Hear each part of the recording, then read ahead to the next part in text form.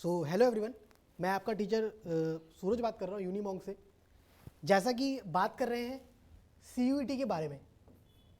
दोस्तों बात कर रहे हैं CUET के बारे में। सबसे पहले जानते हैं कि CUET का मतलब क्या है यहाँ पे। ठीक है, अगर हम बात कर रहे हैं CUET के बारे में तो CUET का मतलब है common university entrance test. Common university entrance test.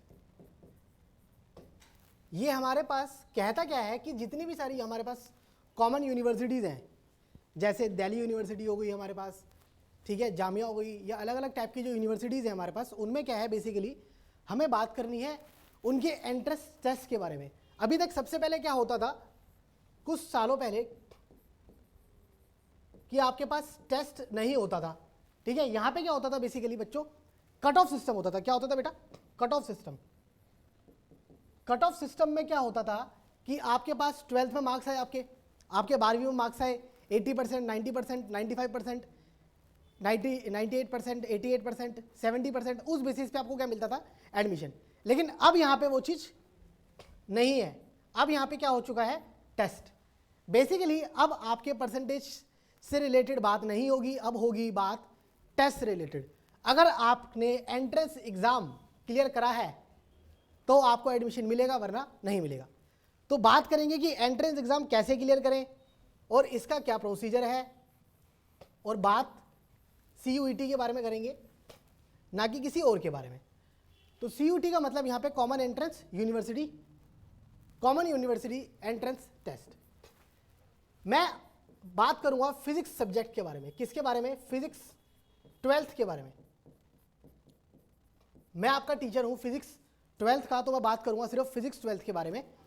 जैसा कि हमने देखा यहाँ पे कि फिजिक्स का जो सिलेबस है CBSE के बेसिस पे अगर हम जाएं, फिजिक्स में अगर हम CBSE के बेसिस पे बात करें तो CBSE बेसिस पे बहुत सी चीज़ें जो हैं फिजिक्स सिलेबस में कटी हुई हैं। CBSE के बेसिस पे अगर हम जाएं तो बहुत सी चीज़ें CBSE के बेसिस पे कटी हुई हैं। लेकिन CUET जो है उन सारी चीज़ों को दोबारा लेके आया है।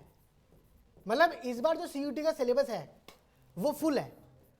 फुल का मतलब सारा, टोटल सिलेबस। जैसे CBSE के अंदर आपके पास 12th सिलेबस में फिजिक्स में हमारे पास लास्ट चैप्टर आता है communication end devices. Communication end devices,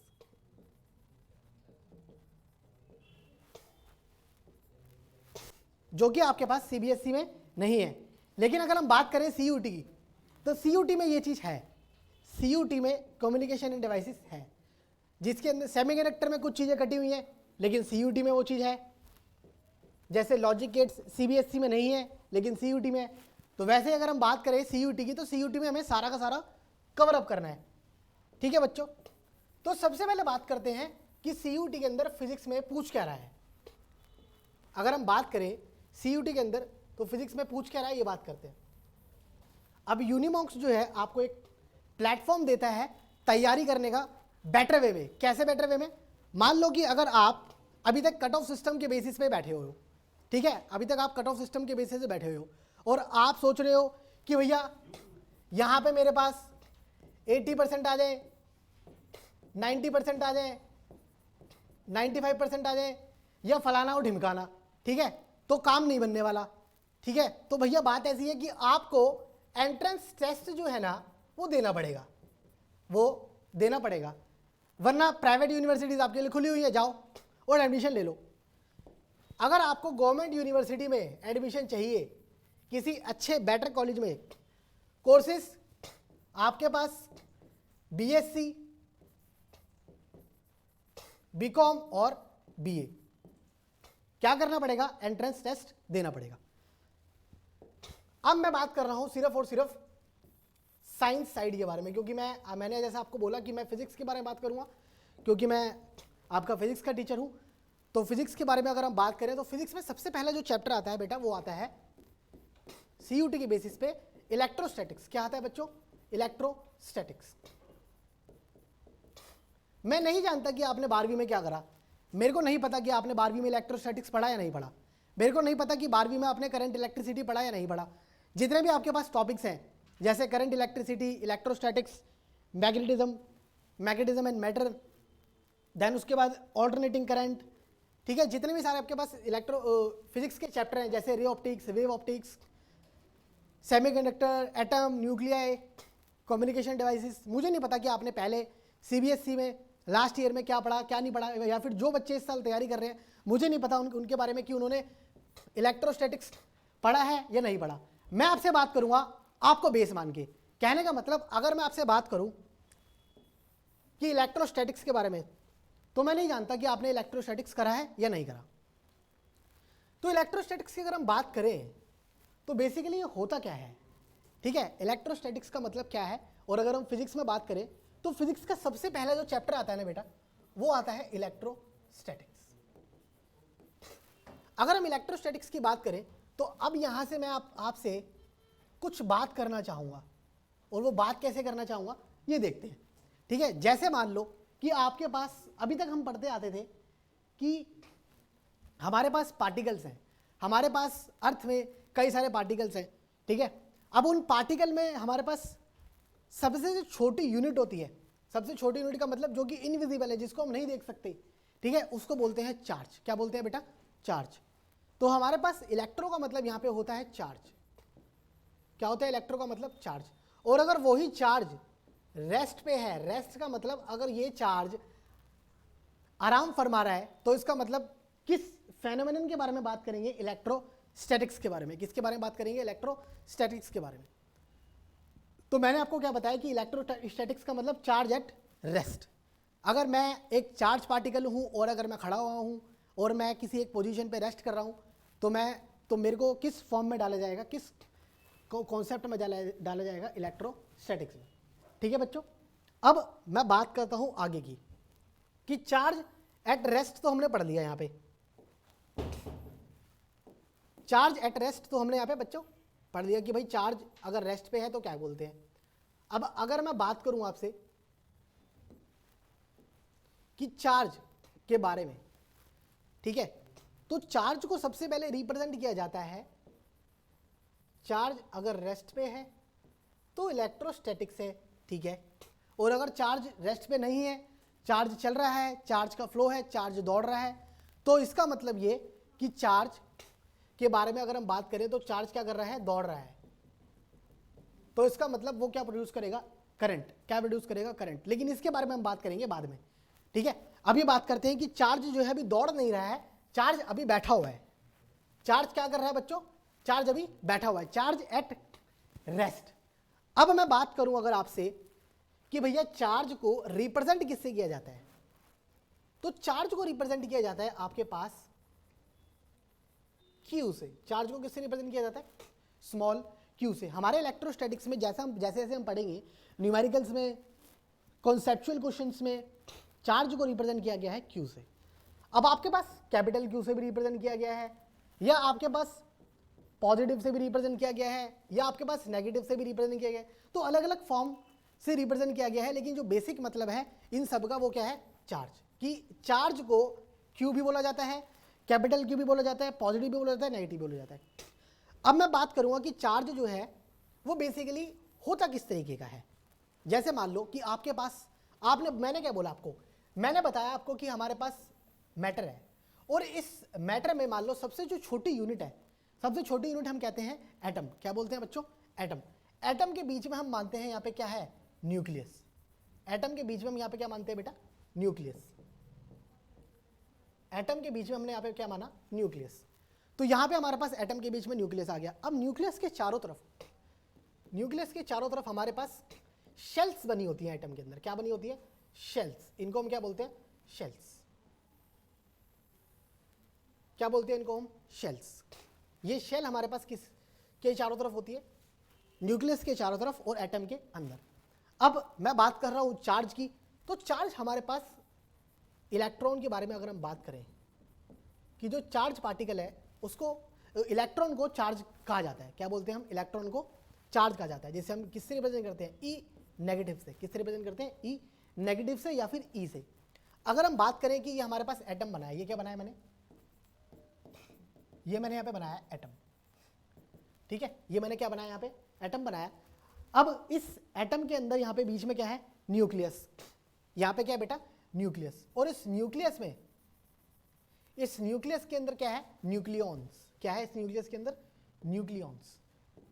देखो बच्चों, मुझे नहीं पता है, मैंने अभी आपको क्या बोला कि मुझे नहीं पता कि आपने इससे पहले कहाँ पढ़ा, कैसे पढ़ा, किससे पढ़ा, ठीक है, या फिर किस तरीके से पढ़ा, मुझे नहीं पता। लेकिन अगर आप मेरे तरीके से पढ़ोगे तो गारंटीड है, ठीक है, गारंटी है कि आप 100% सेलेक्टेबल हो। 100% क्या हो, सेलेक्टेबल। सेलेक्टेबल का मतलब ये कि आपके जो मार्क्स हैं वो कहीं नहीं गए, आपके मार्क्स आपके पास बैठे हुए हैं, ठीक है।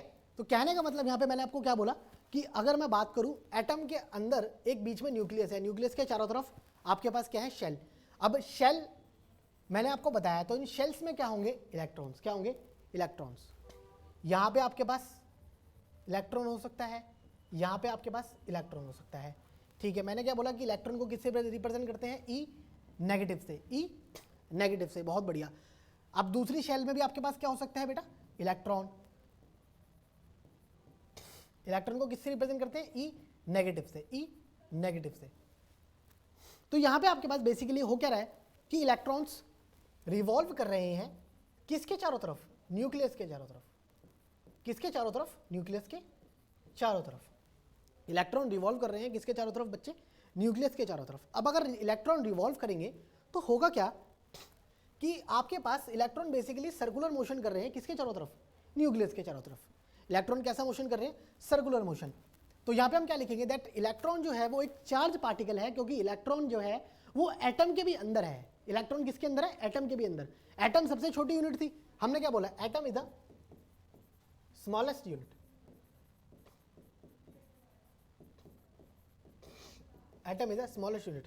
उस स्मॉलेस्ट यूनिट के अंदर भी, उस स्मॉलेस्ट यूनिट के अंदर भी एक चीज बैठी हुई है जिसको हम बोलते हैं इलेक्ट्रॉन। इलेक्ट्रॉन को क्या बोलते हैं, चार्ज पार्टिकल।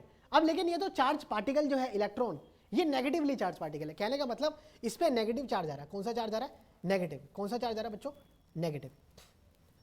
अगर हम यहाँ पे बात करें तो इलेक्ट्रॉन पे किस तरीके का चार्ज आ रहा है, नेगेटिव चार्ज। इलेक्ट्रॉन पे किस तरीके का चार्ज है, नेगेटिव। अब चार्ज जो है बेसिकली दो टाइप के हैं। चार्ज जो है बेसिकली दो टाइप के होते हैं हमारे पास। पहला होता है हमारे पास नेगेटिव चार्ज और दूसरा होता है हमारे पास पॉजिटिव चार्ज। अब इलेक्ट्रॉन को तो हमने नेगेटिव चार्ज बोल दिया, और पॉजिटिव चार्ज का मतलब प्रोटॉन, जिसको हम रिप्रेजेंट करते हैं ई पॉजिटिव से। किससे रिप्रेजेंट करते हैं, ई पॉजिटिव से। यहां पे मैंने ई नेगेटिव लिखा और ई पॉजिटिव लिखा। अब कभी भी आपको क्वेश्चन के अंदर ई नेगेटिव दिख जाए तो वहां पे आप क्या बोलोगे कि ये इलेक्ट्रॉन है, और ई पॉजिटिव दिख जाए तो क्या बोलोगे, प्रोटॉन है। लेकिन कहने का मतलब यहां पे ये नहीं है कि हमेशा चार्ज पार्टिकल ई नेगेटिव और ई पॉजिटिव से ही रिप्रेजेंट होगा। कहने का मतलब ये नहीं कि हमेशा चार्ज पार्टिकल जो है वो ई नेगेटिव और ई पॉजिटिव से ही रिप्रेजेंट होगा। कहने का मतलब यहाँ पे ये है कि चार्ज पार्टिकल जो है ना बेसिकली वो क्यू से रिप्रेजेंट होता है। किससे रिप्रेजेंट होता है, क्यू से।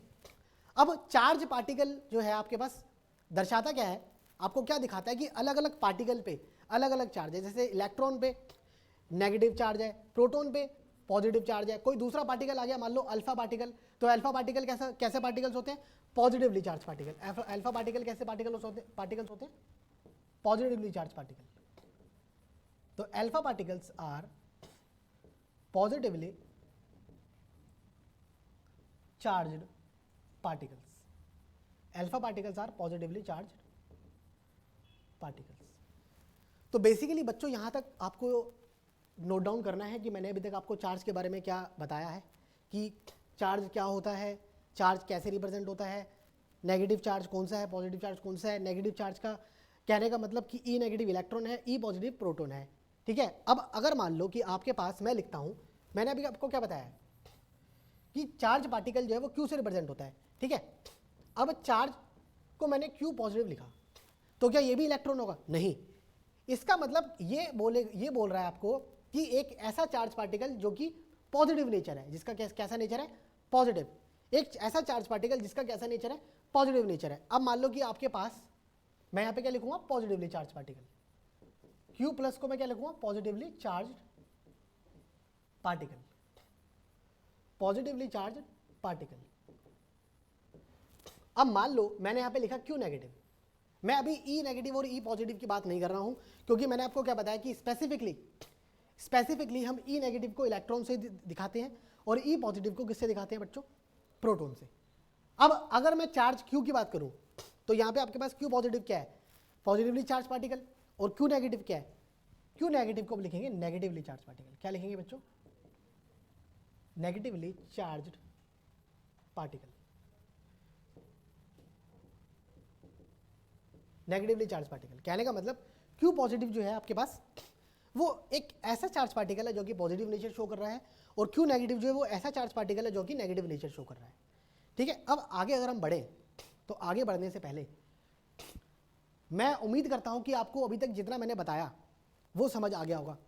ठीक है, जितना मैंने अभी तक आपको बताया वो समझ आ गया होगा कि भैया यहाँ पे हमारे पास इलेक्ट्रोस्टैटिक्स की अगर हम बात करें तो इलेक्ट्रोस्टैटिक्स क्या दिखाता है कि चार्ज जो है वो किस पे है बच्चों, चार्ज जो है किस पे है, रेस्ट पे। अगर चार्ज यहाँ पे आराम फरमा रहा है, ठीक है, चार्ज जो है यहाँ पे क्या कर रहा है, आराम फरमा रहा है, ठीक है, बैठा हुआ है आराम से, तो चार्ज किस पे हो जाएगा, रेस्ट पे। अगर मैं बात करूं कि चार्ज को किससे रिप्रेजेंट किया गया है, क्यू से, और क्यू अगर पॉजिटिव है तो इसका मतलब कि वो ऐसा चार्ज पार्टिकल है जो पॉजिटिवली चार्ज पार्टिकल है, जो पॉजिटिव नेचर शो कर रहा है, और अगर क्यूब के ऊपर नेगेटिव लगा हुआ है तो उसका मतलब वो नेगेटिव नेचर शो कर रहा है, इसका मतलब वो नेगेटिवली चार्ज पार्टिकल है। और अगर ई नेगेटिव लिखा हुआ है तो वो इलेक्ट्रॉन है, और ई पॉजिटिव लिखा हुआ है तो वो प्रोटॉन है। अब मैं बात करता हूं आपसे कि आपके पास इलेक्ट्रॉन ई नेगेटिव और ई पॉजिटिव को, ई नेगेटिव और ई पॉजिटिव की मैग्नीट्यूड क्या होती है, ई नेगेटिव और ई पॉजिटिव का क्या होता है, मैग्नीट्यूड। अगर मैं आपसे बात करूं कि ई नेगेटिव और ई पॉजिटिव का क्या होता है, मैग्नीट्यूड, तो भाई अभी तक मैंने आपको क्या बताया कि इलेक्ट्रॉन को हमने किससे रिप्रेजेंट करा, ई नेगेटिव से। किससे रिप्रेजेंट करा, ई नेगेटिव से। अब ई नेगेटिव की बात अगर हम करें तो ई नेगेटिव पे जो आपके पास मैग्नीट्यूड होता है, ठीक है, सबसे पहले मैग्नीट्यूड से पहले मैं आपको एक चीज़ बताता हूँ। ठीक है, मैग्नीट्यूड से पहले मैंने आपको एक चीज़ नहीं बताई। कहने का मतलब अगर चार्ज को हम क्यू से रिप्रेजेंट करते हैं, किससे रिप्रेजेंट कर रहे हैं, चार्ज को हम क्यू से रिप्रेजेंट कर रहे हैं, तो चार्ज जो होता है ना वो होता है स्केलर क्वांटिटी। कैसी क्वांटिटी होती है, स्केलर क्वांटिटी। स्केलर क्वांटिटी का मतलब ये आपको सिर्फ और सिर्फ मैग्नीट्यूड शो करेगा। क्या शो करेगा, मैग्नीट्यूड, वैल्यू। क्या शो करेगा, वैल्यू, ना कि डायरेक्शन, कि किस डायरेक्शन में जो है चार्ज फ्लो कर रहा है, किस डायरेक्शन में चार्ज भाग रहा है, नहीं, शो करेगा सिर्फ मैग्नीट्यूड। कहने का मतलब हर एक चार्ज पार्टिकल का एक अपना चार्ज है, और उस वैल्यू की जो ऐसा यूनिट होती है, मैंने क्या बताया आपको कि चार्ज एक स्केलर क्वांटिटी है, ठीक है, चार्ज स्केलर क्वांटिटी है, और उस स्केलर क्वांटिटी की चार्ज की जो ऐसा यूनिट होगी वो होगी कूलम। क्या होगी, ऐसा यूनिट ऑफ चार्ज, ऐसा unit of charge is coulomb, जिसको हम रिप्रेजेंट करते हैं कैपिटल सी से। किससे रिप्रेजेंट करते हैं बच्चों, कैपिटल सी से, कैपिटल सी। अब मैंने आपको क्या बोला था कि इलेक्ट्रॉन के बारे में हम बात कर रहे थे। किसके बारे में बात कर रहे थे, इलेक्ट्रॉन के बारे में। आपको पता लग गया होगा कि चार्ज जो है वो स्केलर क्वांटिटी है, और स्केलर क्वांटिटी के बाद चार्ज की यूनिट क्या है, कूलम। ठीक है, अब अगर हम बात करें इलेक्ट्रॉन के बारे में तो इलेक्ट्रॉन के ऊपर मैग्नीट्यूड मेरे को आपको बताना था। ठीक है, इलेक्ट्रॉन के ऊपर मैग्नीट्यूड आप जानते होंगे, मुझे नहीं पता कि आप जानते हो नहीं जानते, ठीक है, लेकिन मैं यहाँ पे आपको हर एक चीज़ पढ़ाऊंगा। मैं यहाँ पे आपको हर एक चीज़ स्टार्टिंग से पढ़ाऊंगा, शुरू से बेसिक लेवल पे पढ़ाऊंगा। ठीक है, मुझे नहीं पता, मैंने आपको क्या बोला था कि मुझे नहीं पता कि आपने पढ़ा है, ठीक है, आप अपने स्कूल के टॉपर रहे हो, ठीक है, आप अपने क्लास के टॉपर रहे हो, आपने फिजिक्स में टॉप मारा है, मुझे नहीं पता। ठीक है, अगर आप मेरे पास आए हो तो शांति से बैठो, ठीक है, किताब हाथ में लो, नोटबुक हाथ में लो और लिखना स्टार्ट कर दो। कहने का मतलब ये कि आपके पास, मैं आपको भगाने वाला नहीं हूँ, मेरा काम भगाने का नहीं है। मैं नहीं चाहता कि आपका सिलेबस जो है वो कंप्लीट हो, मैं नहीं चाहता कि आपका सिलेबस जो है वो इस तरीके से कंप्लीट हो कि आपको समझ में कुछ ना आए, सिर्फ सिलेबस कंप्लीट हो चुका है। कहने का मतलब अगर आपका सिलेबस मान लो कंप्लीट हो गया है, क्या हो गया है, सिलेबस मान लो आपका कंप्लीट हो चुका है, तो अगर सिलेबस आपका कंप्लीट हो गया है और आपको समझ में नहीं आया और हर एक चीज़ में, छोटी छोटी चीज़ों में डाउट रह गया, तो बेटा उस तैयारी का कोई फ़ायदा नहीं है, उस तैयारी को कोई फ़ायदा नहीं है। पढ़ो इस तरीके से, जिस तरीके से दिन रात एक कर दो, लेकिन हर एक चीज़, हर एक कॉन्सेप्ट टंग पे होना चाहिए। टंग का मतलब हर एक कॉन्सेप्ट जो है ना वो एक तरीके से फ्लो में होना चाहिए आपका, हर एक चीज़ समझ आनी चाहिए आपको, ठीक है। हमारे पढ़ने का तरीका कैसा था, हम जब पढ़ते थे अपने टाइम पे तो हम किस तरीके से पढ़ते थे, ऐसा नहीं पढ़ते थे कि हमारा हो गया, नहीं। जब एक सर ने एक चैप्टर करवाया, सर ने एक टॉपिक करवाया, ठीक है। अब जैसे मान लो कि सर ने हमें इलेक्ट्रोस्टैटिक्स करवाया, ठीक है। इलेक्ट्रोस्टैटिक्स जो सर ने करवाया वही हमने करा, ठीक है। क्लास के अंदर समझ आ गया। उसके बाद 4 दिन बाद हमने कॉपी बंद कर दी, 4 दिन बाद कॉपी खोल रहे हैं, सर इलेक्ट्रॉन क्या होता है, सर चार्ज क्या होता है, सर चार्ज स्केलर क्वांटिटी कैसे होती है, ठीक है। ये सब चीज़ें आपको जब दिमाग में रहेगी जब आप रोज रिवाइज करोगे। जैसे मान लो कि मैंने आपको भी पढ़ाया, ठीक है। अब आपने क्लास अटेंड करी, क्लास अटेंड करने के बाद आप चले गए और 4 दिन बाद आके आप नोटबुक खोल रहे हो या क्लास खोल रहे हो, ठीक है, तो वो चीज़ गलत है। रेगुलर बेसिस पे तैयारी का मतलब होता है बेटा रेगुलर बेसिस पे, रोज तैयारी का मतलब होता है डेली बेसिस। अगर आप डेली पढ़ रहे हो, आप डेली तैयारी कर रहे हो किसी चीज़ की, डेली प्रैक्टिस कर रहे हो, ठीक है, तो आप परफेक्ट बन जाओगे। अभी मैंने आपको क्या बताया कि इलेक्ट्रॉन के बारे में, कि इलेक्ट्रॉन पे अब बात करी मैंने कि इलेक्ट्रॉन जो है वो चार्ज पार्टिकल है, ठीक है, जिसको हम रिप्रेजेंट करते हैं ई नेगेटिव से। अब ई नेगेटिव के ऊपर जो आपके पास मैग्नीट्यूड होता है वो होता है 1.6 इंटू 10⁻⁻19 कूलम, -19 कूलम। कहने का मतलब ये कि आपके पास जो इलेक्ट्रॉन है उस पर कितना मैग्नीट्यूड मैंने बताया 1.6 इंटू 10⁻⁻19 कूलम। ये काम आने वाला है हमारे न्यूमेरिकल्स में, ये वैल्यू हमारे न्यूमेरिकल्स में काम आने वाली है। डायरेक्ट पुट करेंगे और आंसर निकालेंगे किसकी, ई नेगेटिव की। जहाँ पे भी इलेक्ट्रॉन के बारे में बात करें, अगर बात करेगा न्यूमेरिकल में चार्ज ऑन इलेक्ट्रॉन इतना इतना आपको बताना है, या फिर क्या जैसे भी आपका पास न्यूमेरिकल आएगा तो डायरेक्ट वैल्यू पुट करेंगे क्या, कि चार्ज इलेक्ट्रॉन पे कितना होता है 1.6 इंटू 10⁻⁻19 कूलम। अब दूसरी चीज, प्रोटॉन की बात कर रहे थे हम, किसकी बात कर रहे थे, प्रोटॉन की। तो प्रोटॉन को मैंने किससे बताया कि ई पॉजिटिव से। अब प्रोटॉन जो है वो पॉजिटिवली चार्ज पार्टिकल होता है। कहने का मतलब वो आपके पास इलेक्ट्रॉन कैसा चार्ज पार्टिकल था, नेगेटिव, मतलब वो नेगेटिव नेचर शो करता है, और प्रोटॉन जो है वो पॉजिटिव चार्ज पार्टिकल है, मतलब वो पॉजिटिव नेचर शो करता है। इसका मतलब इलेक्ट्रॉन जो है वो 1.6 इंटू 10⁻⁻19 कूलम का चार्ज लेके चल रहा है अपने साथ, ठीक है।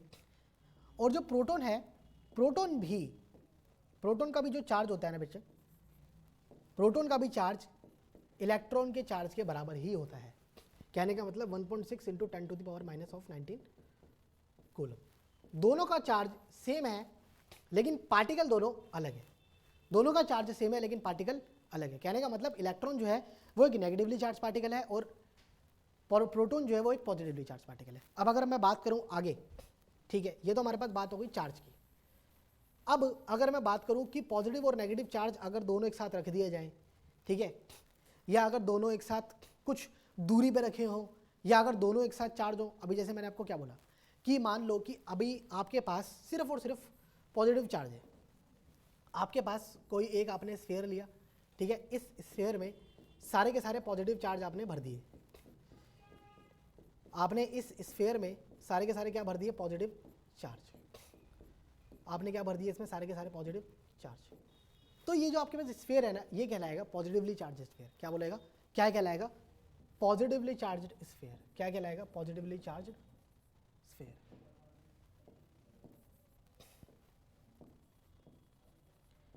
ये कहलाएगा positively charged sphere,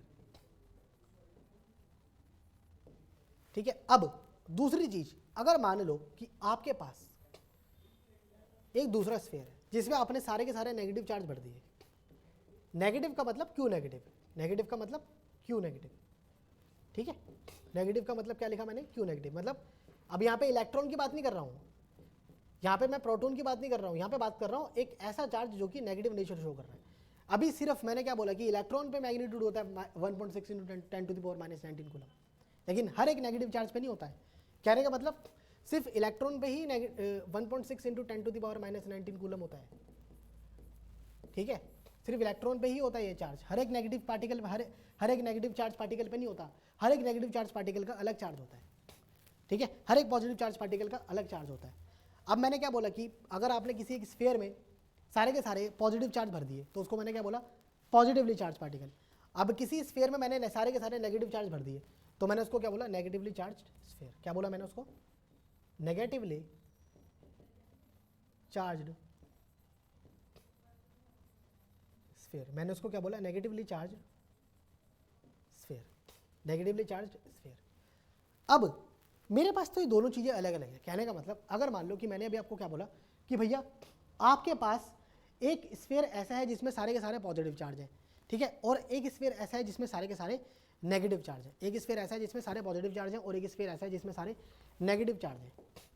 positive charge वाले स्फीयर को मैंने क्या बोला, पॉजिटिवली चार्ज स्फीयर, और नेगेटिव चार्ज वाले स्फीयर को मैंने क्या बोला, नेगेटिवली चार्ज स्फीयर। अब अगर मैं बात करूं कि आपके पास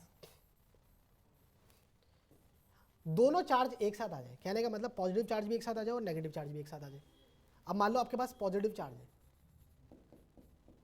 जिसको हम रिप्रेजेंट करते हैं Q प्लस से, पॉजिटिव चार्ज आ जाए मान लो, जिसको हमने किससे रिप्रेजेंट करा, Q पॉजिटिव से, ठीक है। अब इसी के साथ में मान लो आपके पास, इसी के साथ में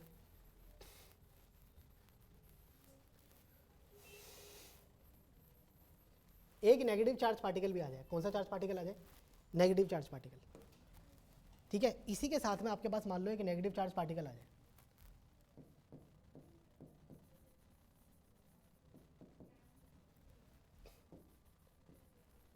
नेगेटिव चार्ज्ड पार्टिकल,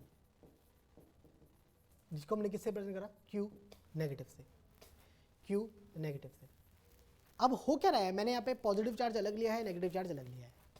होगा क्या कि आपके पास बेसिकली ये दोनों चार्जेस जो है ना आपस में एक दूसरे पे क्या लगाएंगे, फोर्स। क्या लगाने वाले हैं, फोर्स। जैसे मान लो कि मैं अगर बात कर रहा हूँ Q प्लस की, मतलब पॉजिटिव चार्ज की, और आप बात कर रहे हो नेगेटिव चार्ज की, Q नेगेटिव की, तो आपका वाला चार्ज जो है वो मेरे पे फोर्स लगाएगा, मेरा वाला चार्ज क्या लगाएगा, आप पे फोर्स। इसका मतलब दोनों आपस में एक दूसरे को क्या करेंगे, खींचेंगे। खींचने का मतलब अट्रैक्ट करेंगे। क्या करेंगे, अट्रैक्ट। इसका मतलब हमने ये सीखा कि हमारे पास दो अलग अलग नेचर के चार्जेस जो हैं, दो अलग अलग नेचर के चार्जेस जो हैं आपस में एक दूसरे पे कैसा फोर्स लगाते हैं, अट्रैक्टिव। कैसा फोर्स लगाते हैं, अट्रैक्टिव। अट्रैक्टिव का मतलब अगर आपके पास कोई एक चीज़ पॉजिटिव है तो उससे नेगेटिव चीज़ क्या होगी, अट्रैक्ट। जैसे हम बोलते हैं ना कि हमारे पास भाई जैसे मान लो पॉजिटिविटी जैसे ज़्यादा भर जाती है, ठीक है। पॉजिटिविटी ज़्यादा भरने का मतलब पैसा ज़्यादा आ जाता है इंसान के पास। तो पैसा जब ज़्यादा आ जाता है तो उसके पास घमंड भी आता है। इसका मतलब ये कि अगर पैसा ज़्यादा आ गया तो क्या आ गया, घमंड, ठीक है। तो पैसा ज़्यादा आने का मतलब घमंड भी आ गया। तो पैसा क्या है, पॉजिटिव चार्ज, लेकिन उसी के साथ घमंड भी क्या है, नेगेटिव चार्ज। तो इसका मतलब उस पैसे को और उस घमंड को और उस, ठीक है, उस लेवल को कम करने के लिए जो आपके पास घमंड है वो जरूरी है। और घमंड किस तरीके का, पॉजिटिव एटीट्यूड, ना कि नेगेटिव। अगर आपके पास नेगेटिव एटीट्यूड है तो यू आर रॉन्ग। अब दूसरी चीज मैंने आपको अभी तक क्या बोला कि Q प्लस Q नेगेटिव पे क्या लगाएगा, फोर्स, और Q negative Q positive pay क्या लगाएगा, फोर्स, अट्रैक्टिव फोर्स लगेगा, ठीक है। अब अगर मान लो कि आपके पास दो चार्ज पार्टिकल है जो कि सेम है, कहने का मतलब यहाँ पे भी Q प्लस है और यहाँ पे भी Q प्लस है, थोड़ी थोड़ी दूरी पे रखे हुए हैं। यहाँ पे Q प्लस है, ठीक है, थोड़ी सी दूरी पे Q पॉजिटिव एक चार्ज और रखा हुआ है। तो वो दो Q पॉजिटिव और Q पॉजिटिव दोनों पॉजिटिव चार्ज क्या करेंगे, आपस में एक दूसरे को रिपेल। रिपेल का मतलब ये वाला चार्ज इसको दूर भेजेगा, क्या करेगा, ये वाला चार्ज इस पे फोर्स लगाएगा दूर, और ये वाला चार्ज इस पे फोर्स लगाएगा दूर। कहने का मतलब ये वाला चार्ज इसको अपने से दूर भेजेगा, ये वाला चार्ज क्या करेगा, अपने से इसको दूर भेजेगा। कहने का मतलब अगर मान लो मैं एक पॉजिटिव चार्ज हूँ और मेरे सामने एक पॉजिटिव चार्ज और खड़ा हुआ है, तो मैं उस पर फोर्स लगाऊंगा कि मेरे से तू दूर जा, मेरे से, ठीक है, दूर जा। इसका मतलब ये कि मैं यहाँ पे क्या बोलूँगा कि आपके पास दोनों के बीच में जो फोर्स लग रहा है वो कैसा फोर्स लग रहा है, रिपल्सिव फोर्स। रिपल्सिव का मतलब आपस में एक दूसरे को काटने वाला, आपस में एक दूसरे को काटने वाला, रिपल्सिव फोर्स। रिपल्सिव फोर्स का मतलब आपस में एक दूसरे को दूर भेजने वाला, ठीक है, ना कि अट्रैक्ट होने वाला। अट्रैक्ट का अपोजिट रिपल्सिव। अट्रैक्टिव फोर्स सिर्फ वही लगता है जहाँ पे चार्ज जो है वो अपोजिट नेचर के हो। कहने का मतलब एक चार्ज अगर नेगेटिव है तो दूसरा चार्ज क्या होना चाहिए, पॉजिटिव। और अगर दोनों चार्ज पॉजिटिव है तो कैसा नेचर, तो कैसा फोर्स लगेगा, रिपल्सिव फोर्स। दूसरी चीज, अगर दोनों चार्ज नेगेटिव है, जैसे मान लो आपके पास दोनों चार्ज कैसे हैं, नेगेटिव, कुछ दूरी पर रखे हुए हैं दोनों चार्ज, अब इनमें भी कैसा फोर्स लगेगा, रिपल्सिव। मैंने अभी आपको क्या बोला कि अगर आपके पास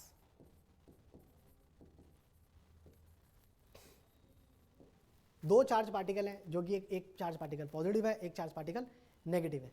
तो इसका मतलब एक चार्ज पार्टिकल अगर पॉजिटिव है और दूसरा चार्ज पार्टिकल नेगेटिव है तो पॉजिटिव वाला नेगेटिव पे फोर्स लगाएगा अट्रैक्टिव, और नेगेटिव वाला पॉजिटिव चार्ज पार्टिकल पे लगाएगा अट्रैक्टिव फोर्स। लेकिन अगर दोनों के दोनों चार्ज पार्टिकल सेम नेचर के हैं तो रिपल्सिव फोर्स, दोनों के दोनों चार्ज सेम नेचर के हैं तो रिपल्सिव फोर्स। यहाँ तक क्लियर है? ठीक है। अब अगर हम बात करें आगे, तो जो मैंने अभी तक आपको अट्रैक्टिव फोर्स और रिपल्सिव फोर्स बताया, ठीक है, ये बताया किस तरीके से, मतलब क्यों बताया मैंने आपको, ये तो आपको समझ आ गया कि भैया सेम चार्ज जो है वो रिपल करते हैं और अपोजिट चार्ज जो है वो अट्रैक्ट करते हैं, ठीक है।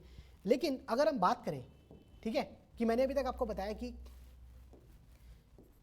सेम और अपोजिट चार्जेस के बारे में, तो अब मैं आपसे बात करने वाला हूं एक टॉपिक की, और उस टॉपिक का नाम है कूलम्स लॉ। उस टॉपिक का नाम क्या है? Coulomb's law.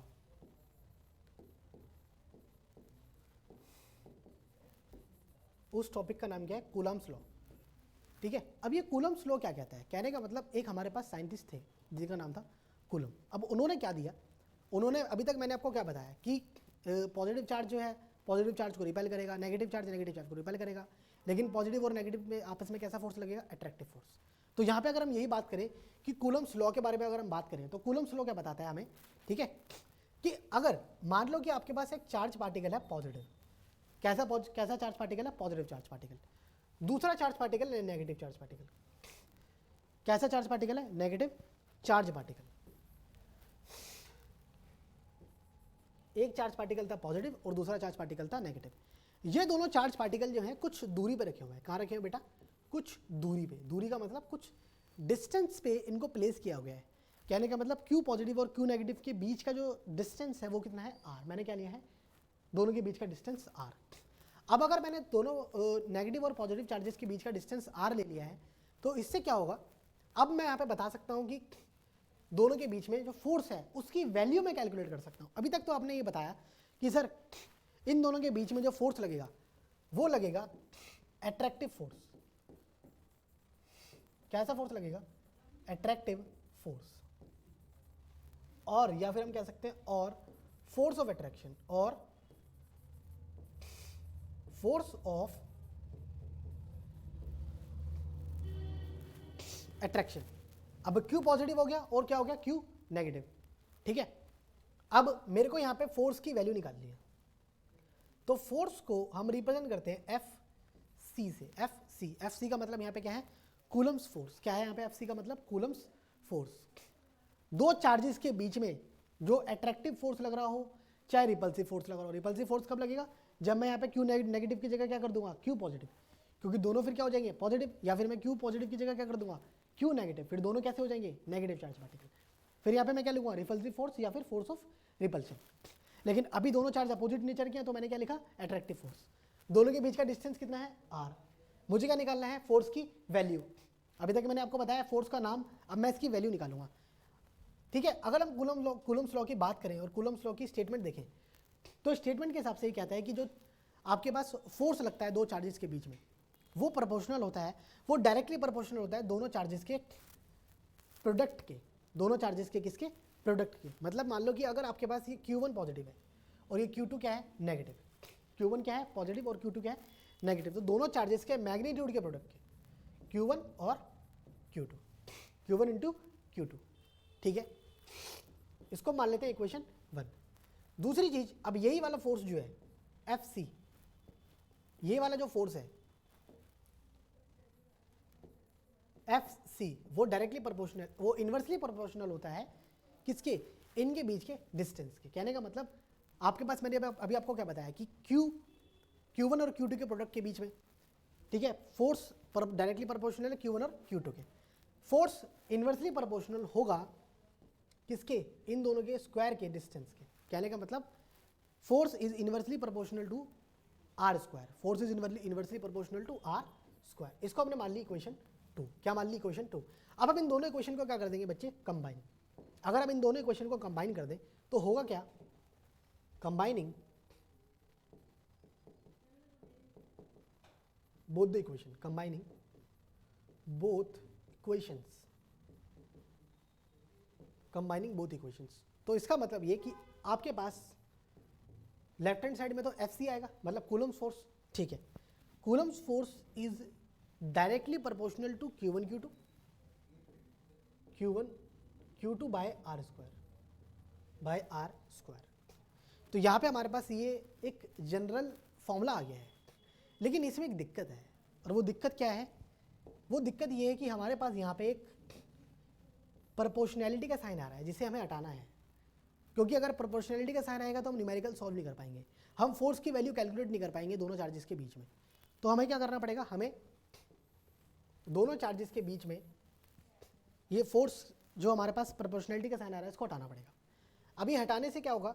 जब हम हटाएंगे इस प्रोपोर्शनैलिटी के साइन को, तो हमें पता है कि जब हम प्रोपोर्शनैलिटी का साइन हटाते हैं तो एक कांस्टेंट आता है, और उसको हमने क्या बोला? के।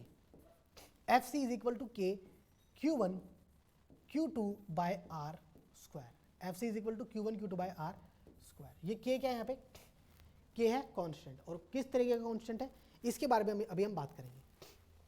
यहाँ तक आप नोट डाउन कर सकते हैं। के को हम बोलते हैं इलेक्ट्रोस्टैटिक कांस्टेंट।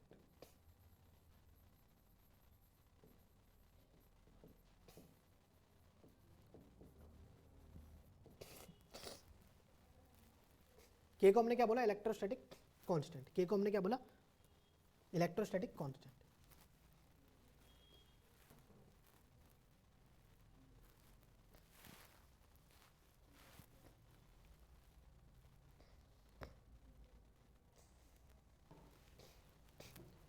अब मैं अगर इस के के बारे में बात करूं आपसे, अगर मैं इस के के बारे में बात करूं तो ये के कहता क्या है ये देखते हैं। अगर मैं आपसे इस के बारे में बात करूं तो ये क्या के जो है कहता क्या है?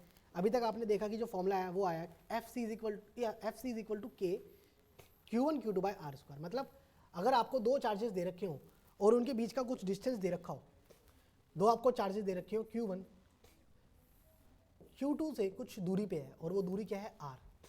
तो F क्या होगा इन दोनों के बीच का? मतलब फोर्स क्या होगा इन दोनों के बीच का?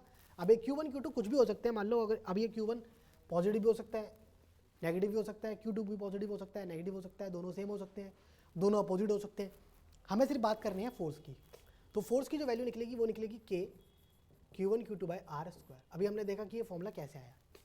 तो यहाँ से हमारे पास F is equal to K Q1 Q2 by R square आ गया। ठीक है, मैंने आपको क्या बोला कि ये जो के है ये क्या बताता है? Electrostatic constant. Electrostatic constant. अब ये जो इलेक्ट्रोस्टैटिक कांस्टेंट है ये क्या दर्शाता है, या फिर ये क्या हमें शो करता है, ये देखते हैं। अब इसके बारे में अगर हम बात करें इलेक्ट्रोस्टैटिक कांस्टेंट के बारे में, तो हमारे पास ये जो इलेक्ट्रोस्टैटिक कांस्टेंट है ये बताता है K is equal to 1/4 pi epsilon naught. 1/4 pi epsilon naught. अब यहाँ पे आप पूछोगे कि सर ये एप्सिलॉन नॉट क्या है? तो यहाँ पे जो ये एप्सिलॉन नॉट है ये है परमिटिविटी ऑफ फ्री स्पेस। क्या बोलेंगे हम? Epsilon not is the permittivity of free space. Permittivity of free space.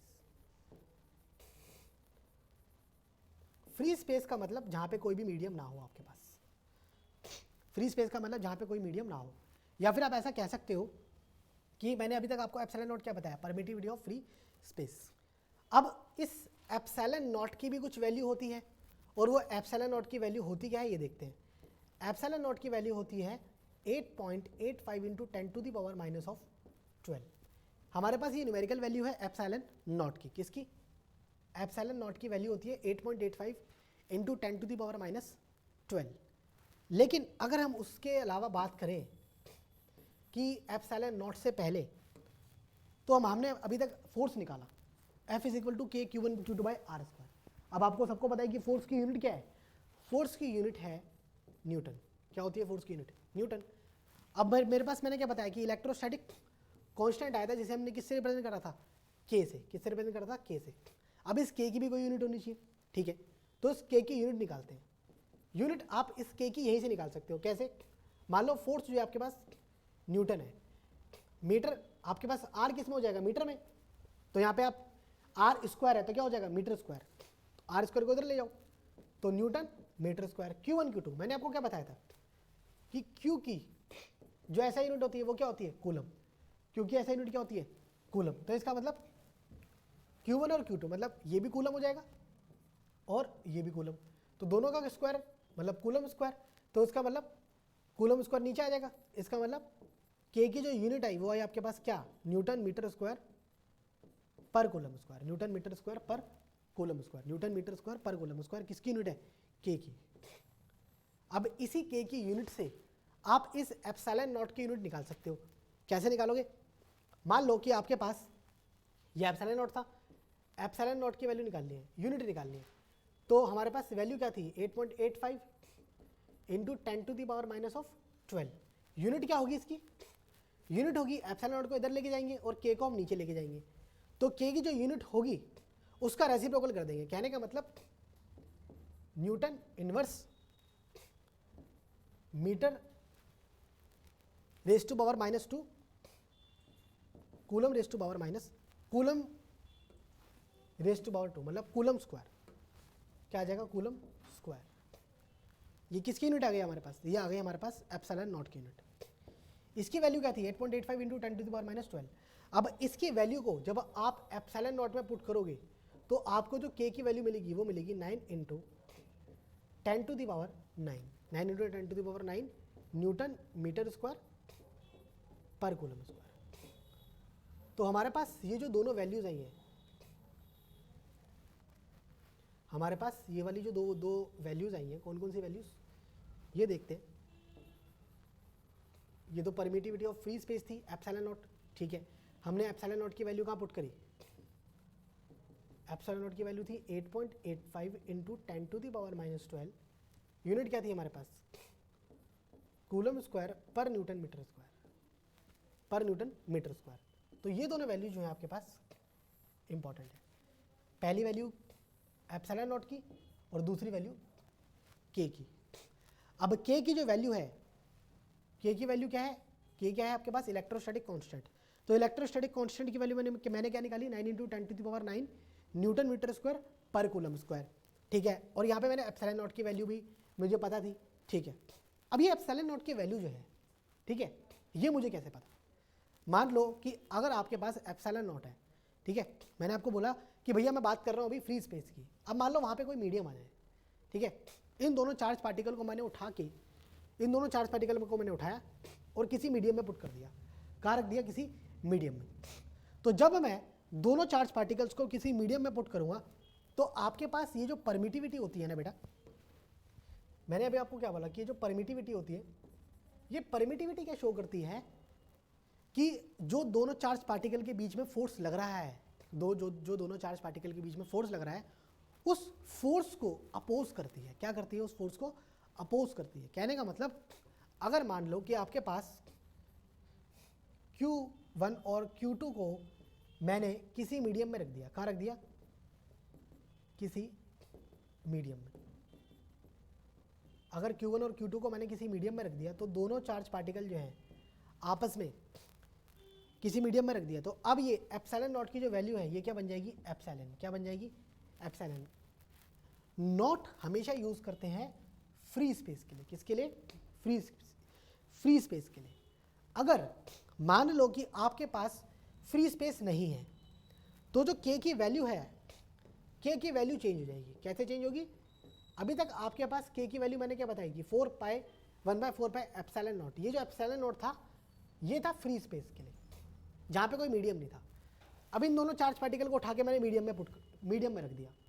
अब ये मीडियम क्या करेगा, ये मीडियम एप्सिलॉन का मतलब परमिटिविटी का मतलब ये मीडियम परमिट करता है, ठीक है, अपने आप की मीडियम की हर एक प्रॉपर्टी होती है, क्या, मीडियम की हर एक प्रॉपर्टी, हर एक मीडियम की एक प्रॉपर्टी होती है कि ये दोनों चार्ज आपस में, ठीक है, इन दोनों चार्जेस में जो आपस में फोर्स लग रहा है उसको क्या करे, अपोज करे, उसको क्या करे, अपोज करे।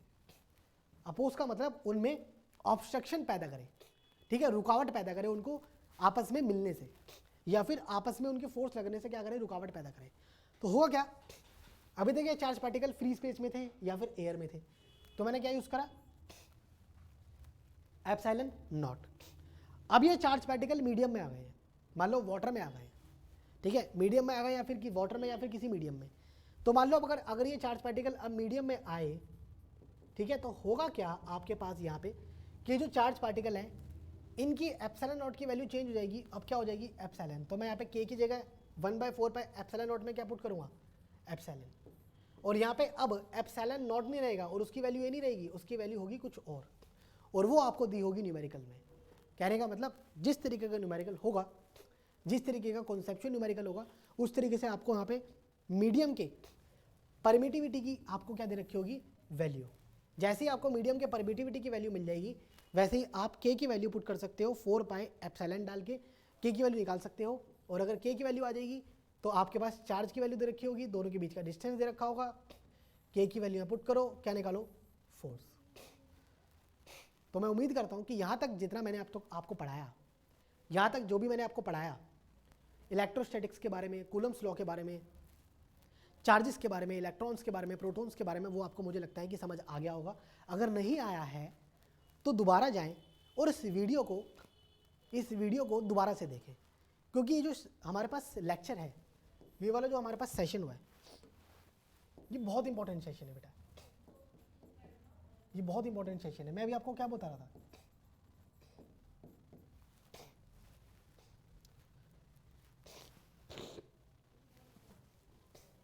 मैंने अभी आपको क्या बताया, मैंने आपको बताया कि आपके पास हम बात कर रहे हैं CUET की। तो अगर हम CUET की बात करेंगे तो बेटा उस CUET के अंदर आपको फिजिक्स जो है ना वो परेशान कर सकती है, ठीक है। बाकी सब्जेक्ट्स का मैं नहीं जानता, लेकिन फिजिक्स जो है वो आपको परेशान कर सकती है। फिजिक्स अगर आपने इस तरीके से पढ़ी ना तो गारंटीड है ज़िंदगी में कभी परेशान नहीं करेगी, ज़िंदगी में फिजिक्स कभी परेशान नहीं करेगी अगर आपने फिजिक्स इस तरीके से पढ़ी, जिस तरीके से मैंने आपको पढ़ाया। अगर कोई डाउट है तो नीचे कमेंट सेक्शन में पूछें, ठीक है बच्चों। और अब मिलते हैं अगली क्लास में। मैं उम्मीद करता हूँ कि यहाँ तक आपको पसंद आया होगा, तो वीडियो को ज़्यादा से ज़्यादा लाइक करें, शेयर करें एंड सब्सक्राइब करें यूनिमॉक्स को।